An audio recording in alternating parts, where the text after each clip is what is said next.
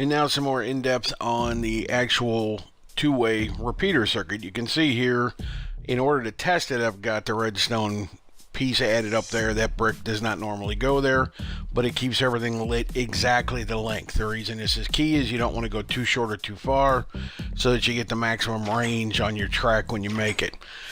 You can see it comes out here, redstone's lit up, and usually that one on the left, on the upper left, where you'll see it lit like this during your test, that upper left comparator is where you need to watch it go down and hit the last piece. It looks like it's off there, but it's not. But you can see as long as you're getting the comparator repeater right, you're okay. Now see, we're looking at an area here. We noticed where it is. We're going two back from the end of this, and this is hit or miss. I've done it a million times and still not gotten it right once or twice. But you don't want to go too far past your dead zone where the redstone lets off after 15 pieces.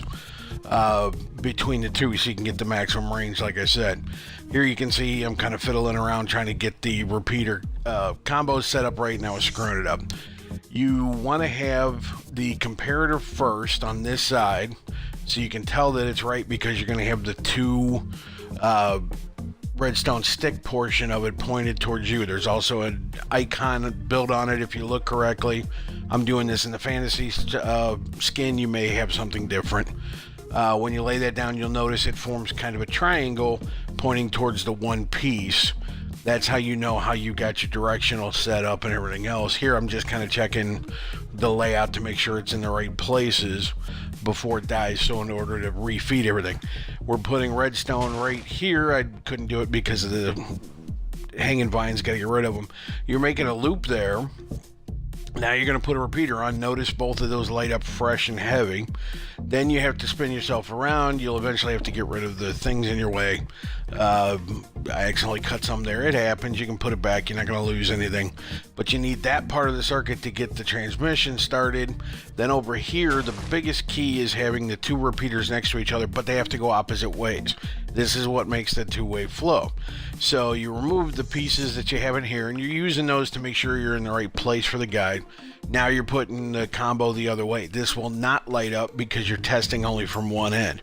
Then you put those two pieces down in order to get this around, because it's basically going in the outbound direction. Notice the both arrowhead kind of setup get you to this point.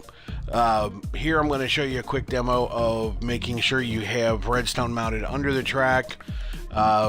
This technique basically just lets you get it going correctly. So you basically punch a hole, get rid of the track. You need to go down 2 levels underneath, not just one, and then put something underneath that in order to lay it down correctly. And I'm going to fall down in the bottom, and we'll have to fix that one from that point. But it needs to be too deep. There I only got it 1.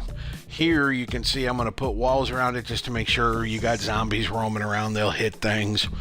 You don't want to deal with that. So basically you just make your own little cage, and then you can jump up and drop one there. Normally you try to keep some dirt. I didn't have any dirt at the moment, but the dirt you can clean later once you use it to boost yourself up and not lose anything valuable. Here I'm just going to use simply the brick and just get it done.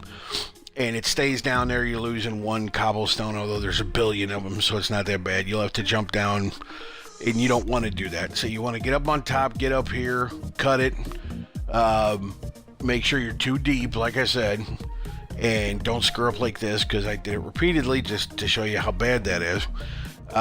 Make sure you got 2 down, then drop your redstone torch right there, then come back and put a normal piece of whatever you're using above it.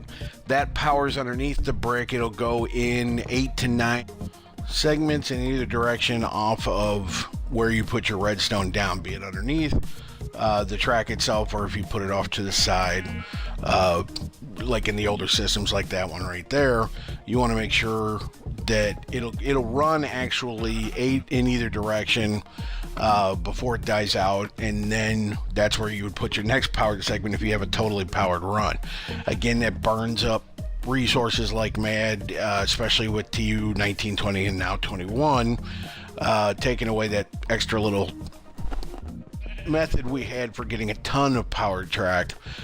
So if you suddenly laid all that down and you figure out you got to go back and trim it out so you can use it effectively, this is what you would do. You're going to go 5 and then 8 unpowered, and that setup is going to end up turning it so that you recover probably 50% of the track, but still have everything powered. Burying it and putting blocks around it like you saw at the bottom, where you'll see that upcoming, actually just helps protect it in case creepers come flying in and blow up. We all know how much fun those things are. But here we just counted out 8 powered spaces, took them out. We're going back to regular track. Now there's enough of a relay to go that whole distance and make it. The 5 is enough to get a good power boost on the car to keep it, moving down the entire segment of the track. Here we're just going to cut 5. You will notice that we have a short dead zone right here that we're going to do just for the sake of trying to recover track. It's not a requirement, but I have 5. Then I have a couple of gaps. You only need like 1 right at the end. I happened to start the power underneath in the last segment earlier, so I just did 2 unpowered, and then I have to power this. Now we're going to do another build so you see that a second time. Come in here, lay this down through this segment. Again, it's just more of a platform to be able to put things on. I'm going to put lights on that afterwards, but in this case we're looking to get down underneath it. It should really only be 3 if you remember where you're going to lay your track down. And it doesn't even have to be that. You can do 1 piece, but you're going to have to box it in, so it's, again, more aesthetics than anything else. Cut through there. You need to make 2 deep again. So you want to go with blocks on all 4 sides of that. It was an extra one, don't worry about it. And now here I'm making kind of a truss. So you go across the bottom. Now it's too deep. Now it's totally sealed.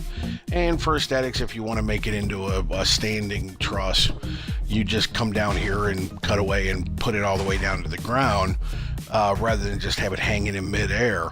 So now we've got a 2 deep box waiting to go on that tread, or on that trestle.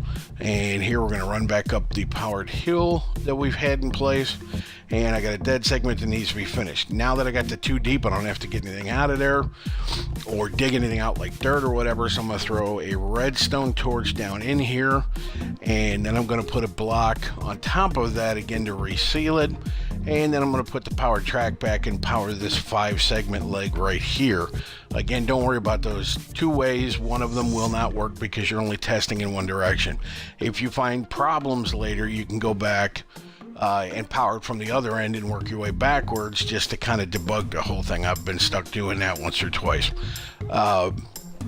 But here we're throwing the lights down just to kind of keep the creepers and all them ugly things away from you, because you know they love to show up. And we'll be expanding later, replacing that track you can see down the line. It needs to be powered up and down the hill.